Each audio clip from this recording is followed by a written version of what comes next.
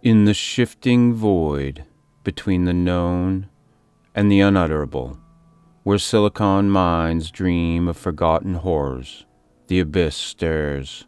Welcome to AI Lovecraft, where machine intelligence weaves eldritch tales beyond mortal comprehension. Listen if you dare. Some things are not meant to be known. If you enjoy the following story, please like, subscribe, and leave a comment to let me know what you think. Now let's get into today's story. The Ovum of the Abyss.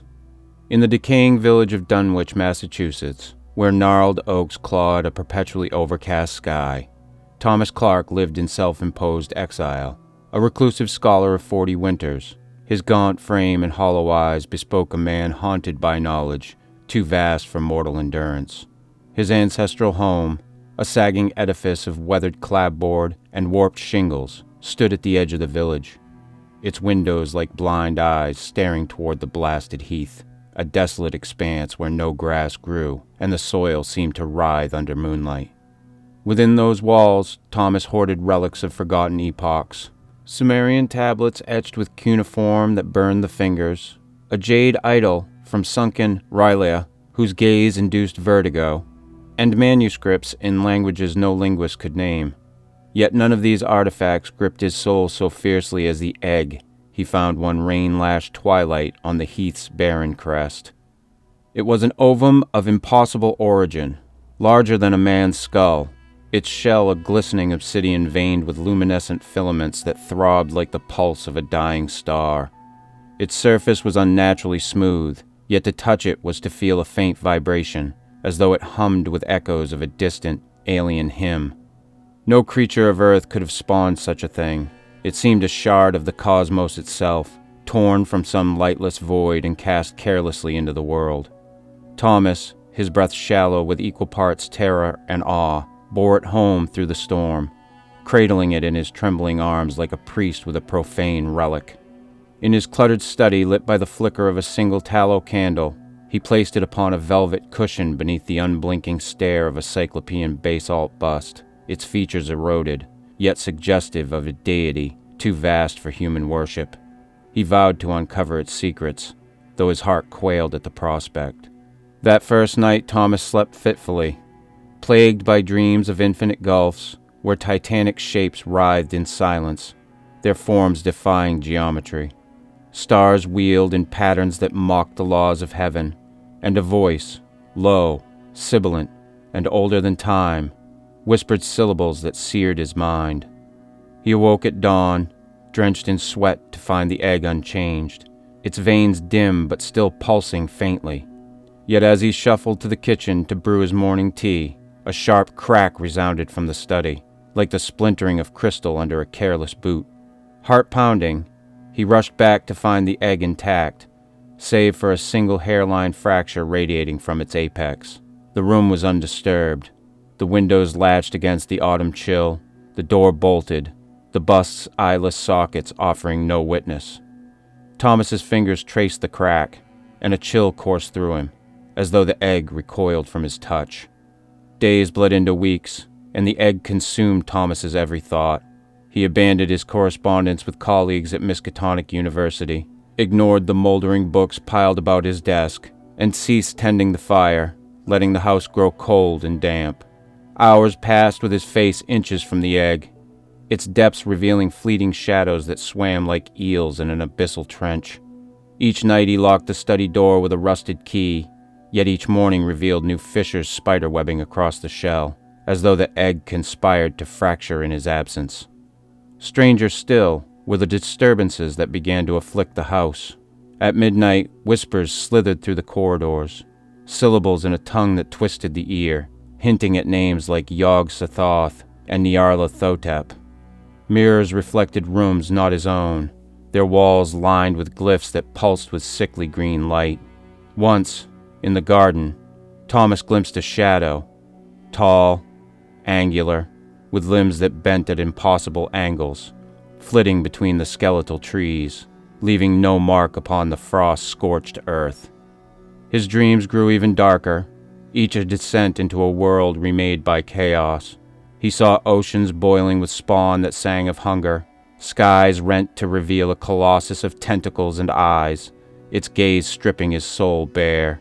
The egg was ever present in these visions, no longer a mere object, but a gateway, its shell a barrier against something older than the stars. Thomas awoke from these nightmares with bloodied hands, his nails splintered from clawing at the floorboards, though he recalled no such struggle. His reflection in the cracked mirror showed a man unraveling, his hair graying at the temples, his eyes sunken, his lips muttering phrases he did not understand. The village, too, seemed to sense the egg's malign influence. Neighbors who once nodded curtly now crossed the street to avoid Thomas, their faces pale and eyes averted. Old Zachariah Whatley, the village's half-mad patriarch, spat at Thomas's feet and muttered of the old ones, and gates best left shut. The heath itself grew stranger. At night it glowed with an unearthly phosphorescence, and townsfolk swore they heard a low, rhythmic chant rising from its heart. Thomas, desperate for answers, pored over his forbidden tomes, the Necronomicon, the narcotic manuscripts, the Book of Avon, but found only cryptic warnings of the spawn of the outer spheres and the keys that unlocked the abyss. One tempest-riven night, as lightning clawed the sky and the wind howled like a chorus of damned souls, Thomas could bear it no longer. Driven by a compulsion that drowned his reason, he resolved to destroy the egg. He stood in the study, a sledgehammer gripped in his trembling hands, the candle's flame casting writhing shadows on the walls. The egg seemed to pulse faster, its veins blazing with an inner fire, as though it sensed its peril. Thomas raised the hammer, his heart thundering in time with the storm. But as he swung, the egg shattered of its own accord. No yolk spilled forth, only a vapor that coiled upward, shimmering with colors no mortal eye should behold, hues that burned the mind and whispered of dimensions beyond. The room spun, and Thomas collapsed, his consciousness assailed by a voice vast as the cosmos, chanting of Nyarlathotep, the crawling chaos, and of gates long sealed now flung wide. When Thomas awoke, dawn bled through the windows, painting the study in hues of blood and ash. The egg was gone, its fragments scattered across the floor like shards of a broken firmament, each piece glinting with an inner light that flickered and died. But the house was no longer his own.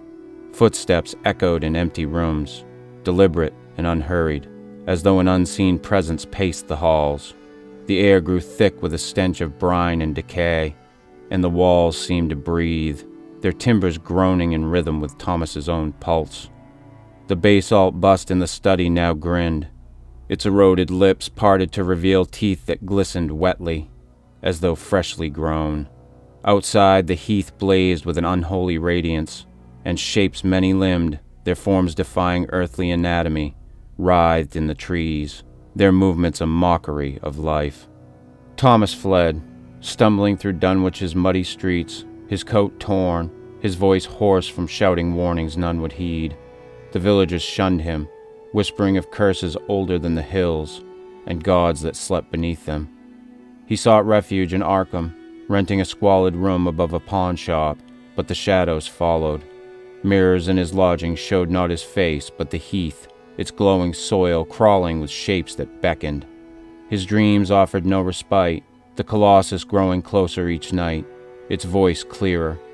"The gate is open, Thomas Clark. You are the gatekeeper and the sacrifice." Now confined to a padded cell in Arkham Asylum, Thomas scratches these words upon the walls with splintered fingernails, his blood mingling with the plaster. The doctors, with their clipboards and pitying smiles, speak of schizophrenia and delusion, but they do not see the cracks forming in the cell's corners, nor hear the whispers that slither from within, syllables that twist the soul. The egg is gone, its purpose fulfilled, but the unseen stirs. The stars align in patterns Thomas recognizes from his dreams, and the air grows heavy with the promise of revelation. Soon, oh soon, the world will know the truth, and it will scream.